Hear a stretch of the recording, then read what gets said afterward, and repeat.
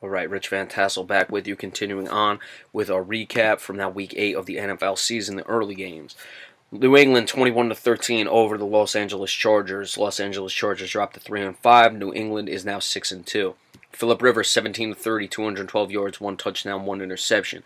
Melvin Gordon running the ball 14 of 132, 9.4 yards per rush. Nice to see him get involved.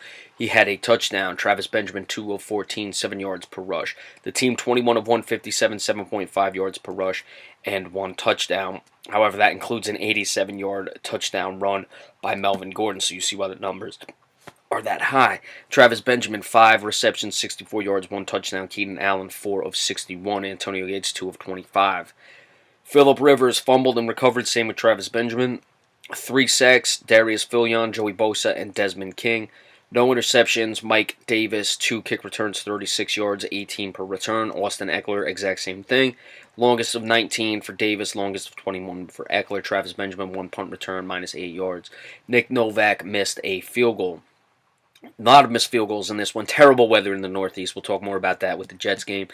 Tom Brady, 32 of 47, 333 yards, 1 touchdown, no interceptions. Deion Lewis, 15 of 44 running, 2.9. Mike Gillislee, 11 of 34, 3.1. Rex Burkhead, 4 of 15, 3.8. 32 of 97, 3 yards per rush. James White, 5 receptions, 85 yards. Rex Burkhead, 7 of 68. Chris Hogan, 5 of 60. Rob Gronkowski, 5 of 57. And the only touchdown. No fumbles, no sacks. Jonathan Jones had an interception that was on the last play of the game. Phillip Rivers was trying to get in the end zone. Deion Lewis, 2 kick returns, 96 yards, longest of 71, did not put any of them in the end zone. Danny Amendola, 4 punt returns for 26 yards. Steven Gostowski, 4 for 6 in his field goals. So New England's defense continues to impress. Los Angeles, give them credit. They're really fighting since the 0-4 start. They went into New England, gave them a run for their money. Just too many, little mental mistakes, not getting out of bounds, things like that. You had the missed field goal. Those things, when you're traveling west to east, playing in the 1 o'clock start time against a team that is the defending Super Bowl champions, are going to cost you, and it did in this one. And as for New England, as we said, Tom Brady, one of his more, like we were saying in the preview, it's more just, he spikes at times and has those really spectacular games. This is just the more mid-level, even though it was a very good game. As we said, the Atlanta Falcons 25-20 over the New York Jets. Terrible weather in this game. I mean, I'm sitting right in it. I don't live too far from East Rutherford. Matt Ryan, 8 of 29, 254 yards, 2 touchdowns, no interceptions. Tevin Coleman, 14 of 82, running 5.9. Devontae Freeman, 12 of 41, 3.4 yards per rush. 32 of 144.4 yards per rush. I expected Atlanta was going to get the run game together.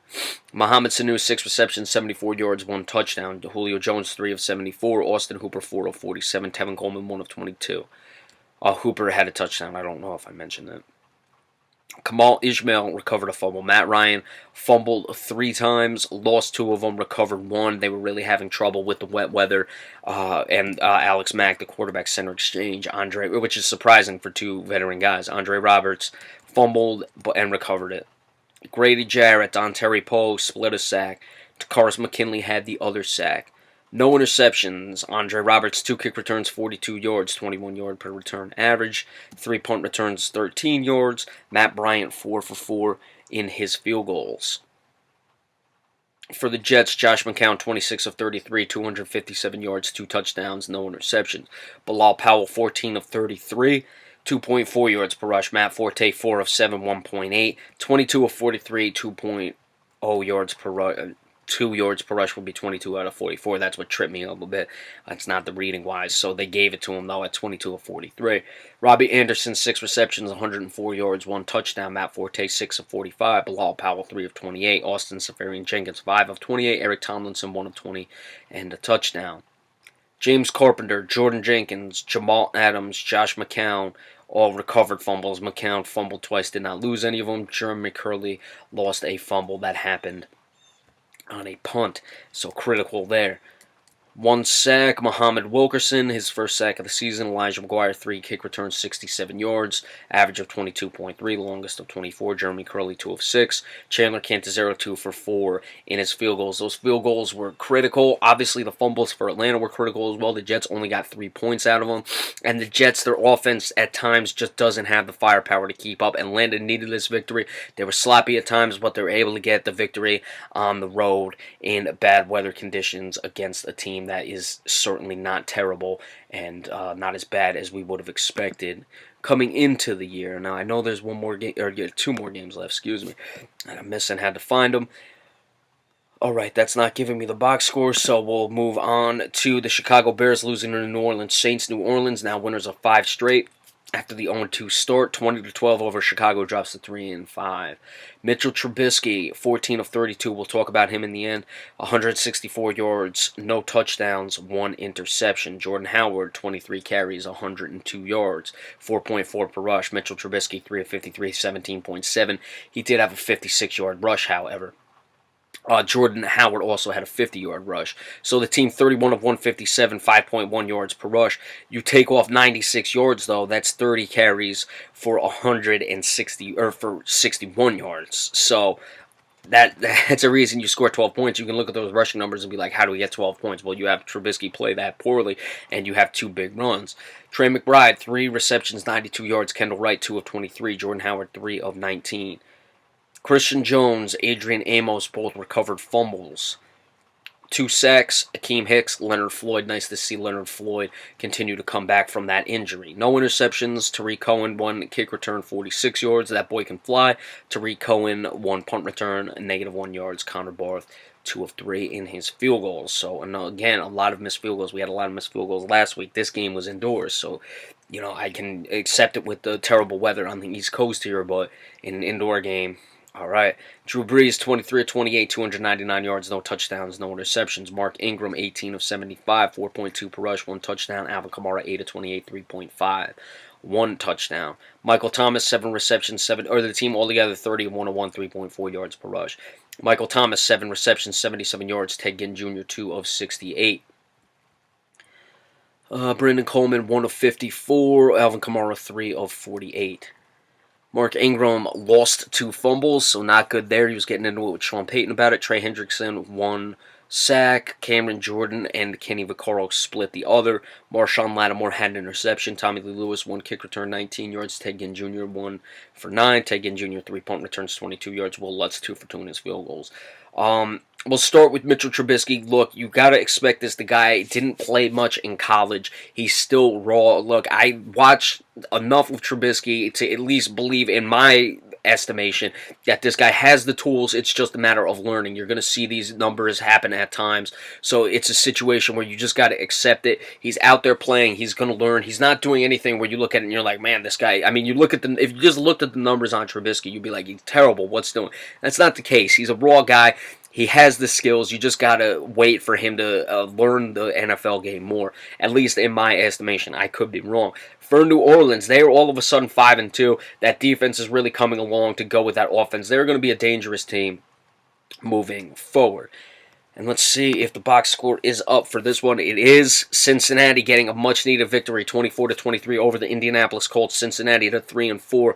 Indianapolis drops to 2-6. Indianapolis, I don't even know if Andrew Luck could come back and save them even in that weak division at this point. Jacoby Brissett, 25 of 39, 233 yards, 2 touchdowns, 1 interception.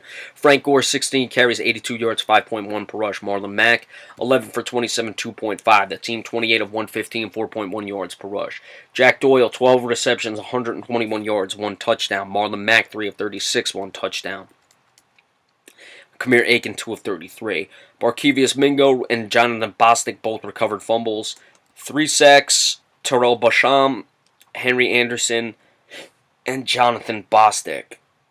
No interceptions, Marlon Mack, 2 kick returns, 35 yards, 17.5 per return. Quan Bray, 1 of 19. 1 of 20 for Quan Bray in the punt returns. Adam Vinatieri, 3 for 3 in his field goals. For the Bengals, Andy Dalton, 17 of 29, 243 yards, 2 touchdowns, no interceptions. They could not run the ball today. Joe Mixon, 11 carries, 18 yards. Alex Erickson, 1 of 14. Jeremy Hill, 4 for 11. Andy Dalton, 3 of 10. 21 of 58, 2.8 yards per rush. Take off that 14-yard rush by Alex Erickson, it's 20 for 44, so just terrible. Joe Mixon, top receiver, 3 of 91. Tyrell Croft, 5 of 46. Brandon LaFell, 4 of 44. Josh Malone, 2 of 35, the touchdown. A.J. Green, 3 of 27, another touchdown. Alex Erickson fumbled twice. Lost one of them, recovered the other. Joe Mixon lost a fumble. Brandon LaFell fumbled. It was not lost. 4 sacks. Carl Lawson, Drake Kirkpatrick, Carlos Dunlap, and Geno Atkins. Carlos Dunlap also returned the game-winning touchdown on an interception for 16 yards. He'd be my defensive player of the week. I don't really cast a vote or do a video for that, but